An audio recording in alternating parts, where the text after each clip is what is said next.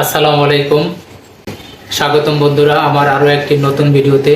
Extra counselling centre for beginners এর পক্ষ থেকে আমি আপনাদের সাথে শেয়ার করতে চলেছি তাদের কারণে তোমার আমার বা আপনার জীবন ধ্বংস হতে চলেছে। তুমি বুঝতেও পারবে না যে কিভাবে সে তোমাকে, আমাকে বা আপনাকে আবার আমাদের জীবনকে ধ্বংস বা রুইন করে দিচ্ছে। শুরুতেই বলে নিচ্ছি যে কথাগুলো শুনে হয়তো তোমার, আপনার বা আমাদের সকলের একটু খারাপ লাগতে পারে, কিন্তু তারপরেও বলবো যে কথাগুলো একটু শুনুন। যদি তোমরা তোমাদের লাইফের ভালো চাও বা কেরিয়ারে সফল হতে চাও, তাহলে আজকে অবশ্যই এই কথাগুলো একটু মন দিয়ে শুনতে হবে। শুরুতেই বলছিলাম যে যাদের কারণে আমাদের জীবনটা ধ্বংস হচ্ছে, আজকে আমি আপনাদেরকে এই লোকজনের সাথে পরিচয় করিয়ে দিব। আমি এখানে একটা শিরোনাম দান করেছি যে যে বন্ধুদের দ্বারা আমাদের জীবন নষ্ট হচ্ছে। প্রিয় বন্ধুরা, যারা যে যেখান থেকে আজকে আমাকে দেখছেন, extra counselling centre for beginners এর পক্ষ থেকে আপনাদেরকে কথা বলতে চাই যে আমাদের জীবনে বন্ধু বান্ধব থাকা জরুরি। মানুষ একা চলতে পারে না, থাকতে পারে না, বন্ধু থাকাটাই স্বাভাবিক। কিন্তু আজকে আমি যাদের সাথে আপনাদেরকে পরিচয় করে দেব, তোমাকে পরিচয় করে দিচ্ছি, একটু ভেবে দেখো তারা কি আসলেই আমাদের বন্ধু নাকি আমাদের জীবনটা ধ্বংস করার জন্য তাদের বন্ধুর উদ্দেশ্য। দেখুন, একটু ভালো করে খেয়াল করুন। প্রথমেই আমরা এইখানে একটা তালিকা করেছি যে কাদের কারণে আমার জীবনটা নষ্ট হচ্ছে। প্রথমে রয়েছে যে নিজেই ডিপ্রেসড বা হতাশাগ্রস্ত। তাহলে এমন এক ধরনের ব্যক্তিবর্গ আমাদের চারপাশে বা আমাদের সারাউন্ডিংসে রয়েছে যাদের কারণে আমাদের জীবনটা নষ্ট হচ্ছে। তার মধ্যে সে হচ্ছে কি ডিপ্রেসড। নিজেই যখন ডিপ্রেসড বা হতাশাগ্রস্ত হয়, আমরা এমন কোনো ব্যক্তির সাথে বা বন্ধুর সাথে চলছি যে নিজে ডিপ্রেসড, সে তার ডিপ্রেশনে পড়লে আমাদের সাথে আইসা তার ডিপ্রেশনের কথাগুলো বলে এবং শেয়ার করে। অর্থাৎ তার হতাশার কথা যখন কোথাও বলার জায়গা না থাকে, তখন সেগুলো আমাদের কাছে এসে সারাক্ষণ তার হতাশার কথা বলতে থাকে। আর এইভাবে সে আমাদেরকে হতাশাগ্রস্ত করে তার নিজেকে হালকা করে চলে যায়। এরপরের যে রয়েছে সে হচ্ছে কি যে সবসময় অন্যের, 2 নম্বরে হচ্ছে যে সবসময় অন্যের ব্যর্থতা নিয়ে কথা বলে। বন্ধুরা, আপনি একটু ভালো করে খেয়াল করে দেখুন, আমাদের চারপাশে এমন অনেক বন্ধু রয়েছে, আমাদের পরিচিত জন রয়েছে যাদেরকে আমরা বন্ধু মনে করি। তার কাছে আপনি গেলে সবসময় এটাই শুনবেন যে অমুক করে ফেল করেছে, এটা করতে পারে নাই, ওটা করতে পারে নাই, এই ব্যবসায় লস খেয়েছে, এটা করে নাই।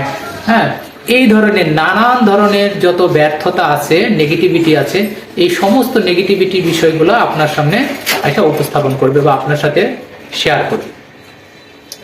তো এই যে তার ভিতরে যে অন্যের দোষ ধরা বা অন্যের ব্যর্থতা খোঁজার প্রবণতা, এটা আপনাকে প্রতিষ্ঠিত করে দিয়ে চলে যায়। অর্থাৎ আপনাকেও এমন বন্ধু হিসেবে বা তোমাকে এমন ভাবে তৈরি করে দেয় যে তুমিও অন্যের দোষ খোঁজার চেষ্টা করো।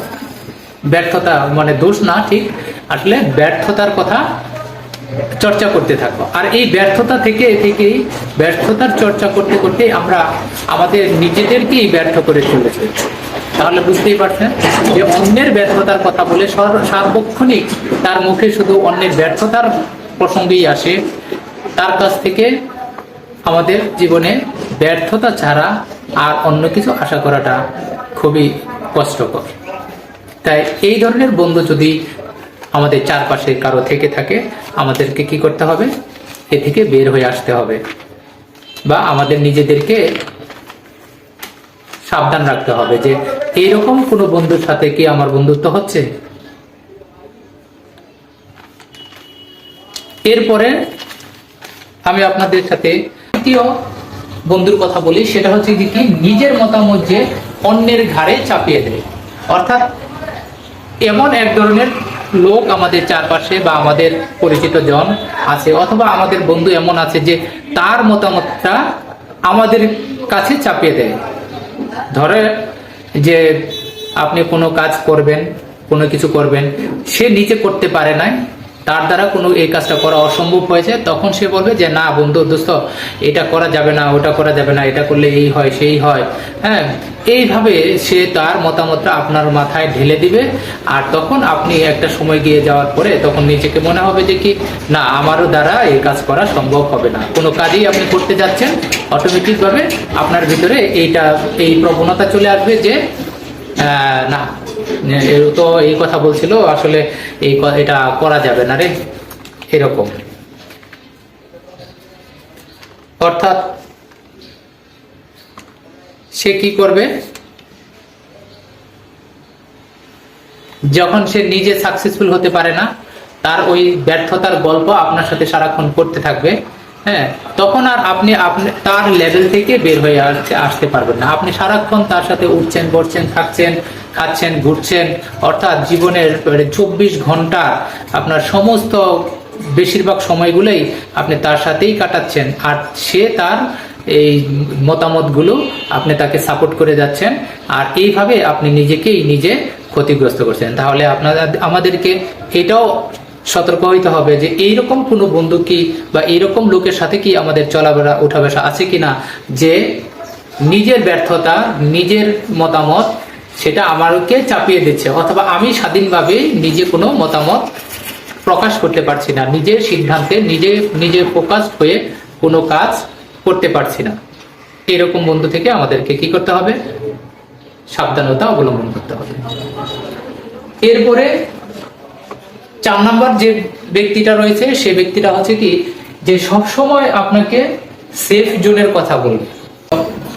বন্ধুরা, যে আমাদের এমন ধরনের বন্ধু রয়েছে যে সবসময় সেফ জোনের কথা বলবে, অর্থাৎ সে আপনাকে বলবে যে বন্ধু এত কিছু করে কি হবে, এত কষ্ট করে কি দরকার আছে, এত কিছু করে কি হবে, মানে কে খাবে, এত কাজ করে এত টাকা পয়সা কে খাবে, এই ধরনের নানান কথা আপনার কে শোনাবে। তো এই ধরনের লোক নিশ্চয়ই আপনার, আমার, তোমার সকলের চারপাশে নিশ্চয়ই আছে কোনো না কোনো পর্যায়ে। তো সে দেখবেন যে কি যে সে নিজে, আপনি যখন সাকসেসফুল হতে চান তখন সে বলবে যে আপনি যখন কোনো কাজ করতে যান তখন বলবে আরে বুঝবে এত কিছু করা দরকার আছে নাকি, কি দরকার এসব করে।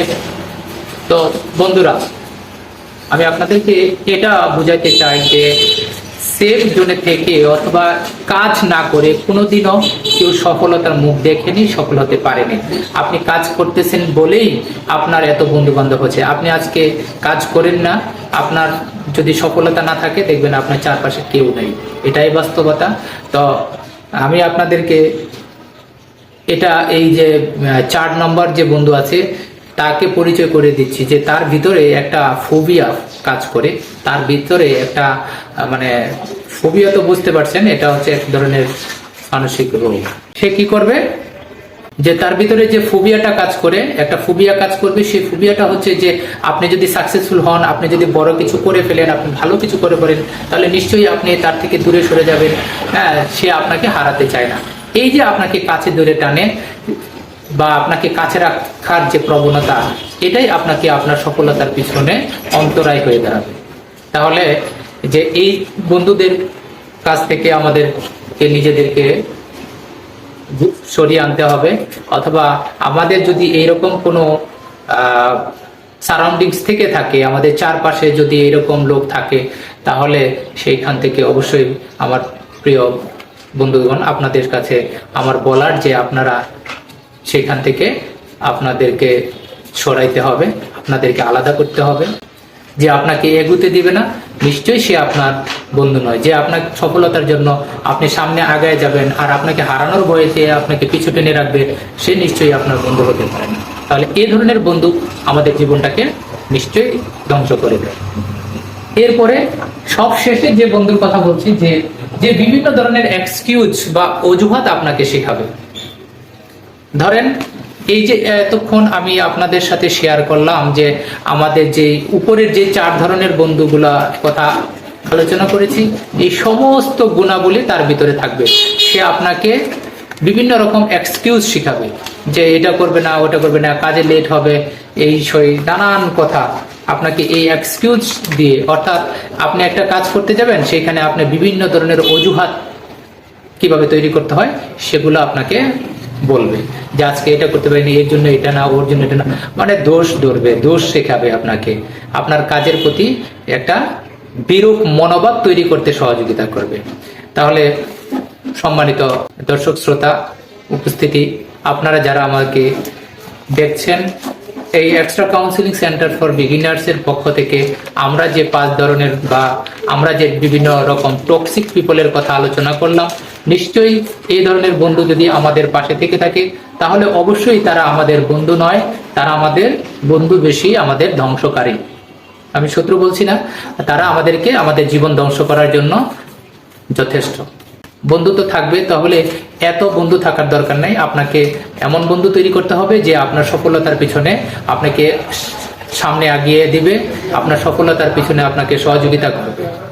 রাসূল সাল্লাল্লাহু আলাইহি সাল্লাম বলেছেন যে 3 ধরনের মানুষকে তোমার বন্ধু হিসেবে গ্রহণ করো, যার বা যাদের ভিতরে 3টি গুণ আছে, তাকে বা তাদেরকে বন্ধু হিসেবে গ্রহণ করো।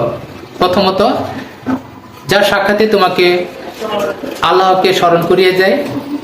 দ্বিতীয়ত, যার কথায় তোমার জ্ঞান বৃদ্ধি পায়। এবং তৃতীয়, যার কাজ তোমাকে আখিরাত স্মরণ করে দেয়। তাহলে এই যে আমাদের বন্ধু নির্বাচনের ক্ষেত্রে রাসূল সাল্লাল্লাহু আলাইহি সাল্লামের যেই উপদেশ, এটা অবশ্যই আমাদের জন্য একটা কল্যাণকর, মঙ্গলজনক। আমাদের উচিত, আমাদের যদি এইরকম টক্সিক পিপল বা আমাদের এইরকম ডিপ্রেসড, হতাশাগ্রস্ত, এক্সকিউজ দেওয়া, পিছু টেনে রাখা এইরকম মানুষ যদি আমাদের বন্ধু থেকে থাকে, তাহলে তাদের কাছ থেকে নিজেদেরকে মুক্ত করা। যদি আপনি আপনার সফলতা চান, যদি আপনাকে দেখতে চান সাফল্যের চূড়ান্ত শিখরে। প্রিয় বন্ধুরা, যদি আমার এই কথাগুলোতে আপনারা কষ্ট পেয়ে থাকেন, আপনাদের খারাপ লাগে, তাহলে আমি আন্তরিকভাবে খুবই দুঃখিত। আর যদি মনে হয় যে ভিডিওটি শেয়ার করার মতো, কথাগুলো আপনাদের উপকারে আসবে, তাহলে আপনাদের কাছে অনুরোধ রইল এই ভিডিওটা, এই কথাগুলো যেন সকলে জানতে পারে, সেজন্য বেশি করে শেয়ার করে দেওয়া। ভালো থাকবেন, দেখা হবে আবার অন্য কোনো ভিডিওতে। আল্লাহ হাফেজ।